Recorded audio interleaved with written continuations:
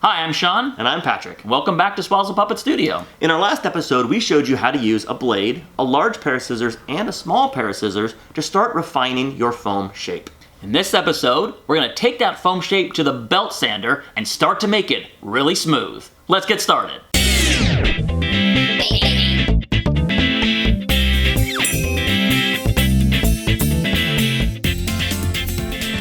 After some shaping with scissors, we have this foam shape. Looking pretty nice. We can compare it to our artwork and see how we're doing. So here's the blow up of the Eric the Elephant design. And here is our head-on view. It's pretty nice. And our side view. This is the flat area that we are keeping for the trunk. And here we go. Here's our foam head. The next step is to take our scissor snipped foam shape and refine it with a belt sander. Safety first. This is a piece of equipment. So if you are underage, please make sure you get an adult to help with this. Follow all manufacturer's instructions and follow all safety guidelines. Safety first, that's the most important. You'll notice the sanding belt is a little worn, so I'm going to show you how to change a sanding belt. Now the most important thing before you do anything with heavy equipment or equipment like this, whether you're changing a drill bit, a saw blade, or a sanding belt, is to unplug the machine, right? So unplug your sander from the wall. So you'll notice back here, there is a black release. All you do is you move that this direction, like so. And you'll see this loosens up your old sanding belt. You slide the belt off, and now you have a fresh belt that you can put on. We are using 50 grit for our project. The belt goes on like so. Once it's in place, you can tighten up this lever, and that puts the belt securely in place. There's a knob right here on this sander. Your sander may have one as well. If I twist this in a counterclockwise or a clockwise position, it adjusts the pitch of this roller. It will either move it up or down depending upon how I turn it. What that does is it helps keep your sandpaper centered on the roller. So you can adjust a little bit to make sure your sandpaper doesn't slide forward or backward on your roller. Okay, so let's plug it in and see how we did.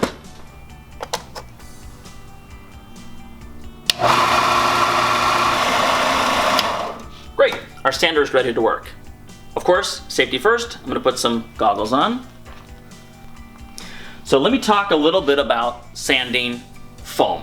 Foam is very soft. Your sander is very hard and very fast.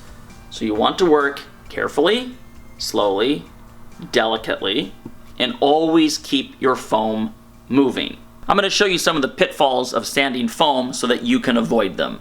The first pitfall is grinding down in one place, because once the foam is gone, you can't bring it back, and you'll have to start all over with your shape. Here's a demonstration piece of foam, just a generic block of foam. I'm going to show you the proper technique first, and then I'll show you the improper technique. Proper technique is to keep the foam moving, holding it lightly,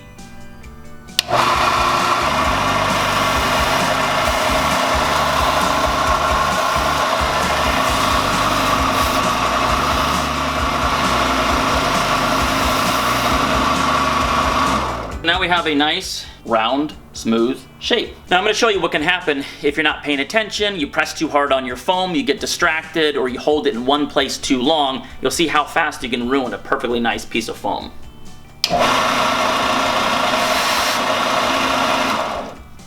Here's a groove.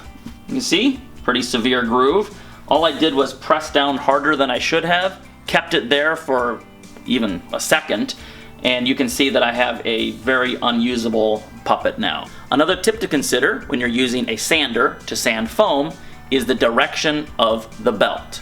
If you have an upright sander, make it so that the belt moves up, so that when you are sanding up.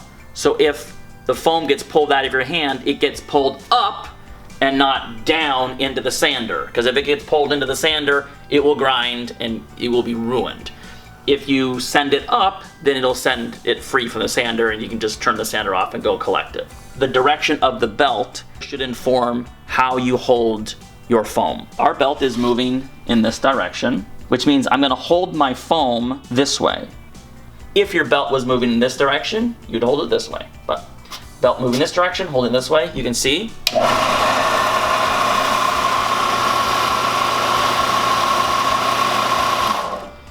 Now, if I were to hold it the other direction like this, with the belt moving this direction, this is what would happen.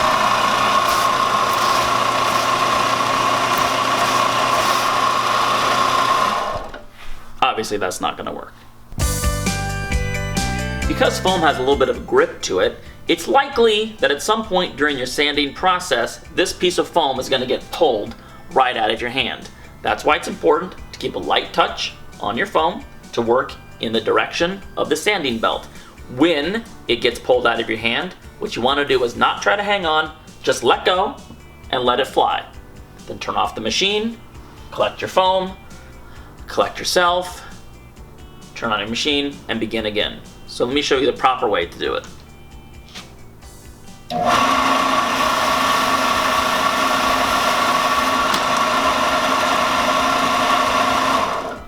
If you hang on to the foam and try to grab it, a couple things can happen. One, you risk gouging your foam. You also risk, worse, gouging your fingers or your knuckles. So that's why if anything starts to get a little dicey, the best thing to do is just step away, turn off the machine.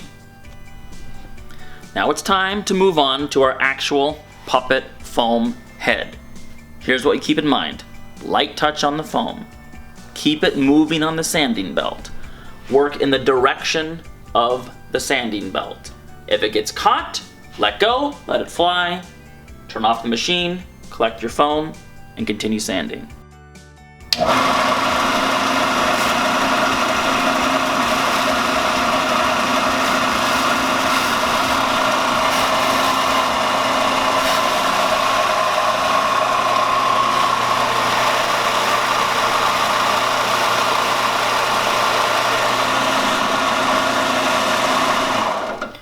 So we've been at this for a bit, and you can already see the effect. This is where the hatch marked areas I haven't sanded yet, and here are the areas that I've been starting to work and sand. You can see how smooth it's starting to get.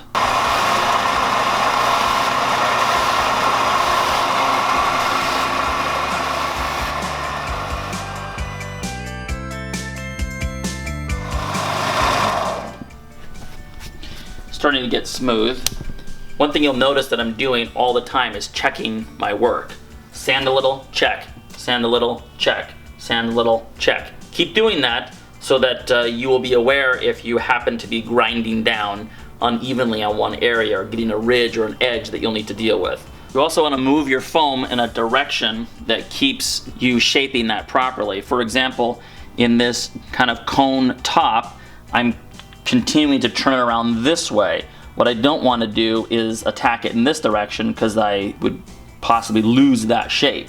So you want to kind of think about sculpting with that sander to continue to maintain the shape that you're going for.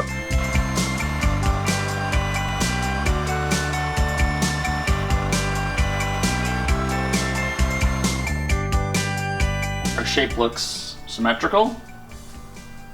Looks like a nice smooth version of Eric the elephant's head. So here's a little flat area where the trunk is gonna go. But he got his little cheeks here, his little pointed head. The shape looks smooth, looks symmetrical, and we can compare it to our design and see how he looks. Here's our head. It's looking good. All side view.